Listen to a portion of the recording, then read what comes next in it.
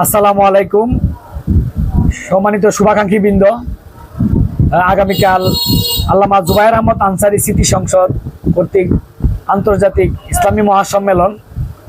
এই সম্মেলনে কিন্তু অনেক বিজ্ঞ আলেম ওলামারা আসবেন।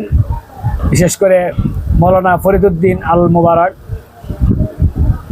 খতিব, শান্তিনগর জামে মসজিদ, ঢাকা, মাওলানা হাবিবুল্লাহ মাহমুদ কাসিমি উনিও আসবেন, মাওলানা মুস্তাক ফয়েজি সাহেব, যিনি ইতিমধ্যেই ফেসবুক বা বিভিন্ন মিডিয়ায় ভাইরাল এবং অনেক ভালো ওয়াজ করে থাকেন, মাওলানা হাবিবুল্লাহ আরমানি পাকিস্তান, উনি গত বছর আসছিল।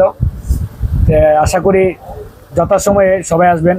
হাফেজ সাইফুল্লাহ বিন আনসারী সহ ওনারা সবাই আসবেন।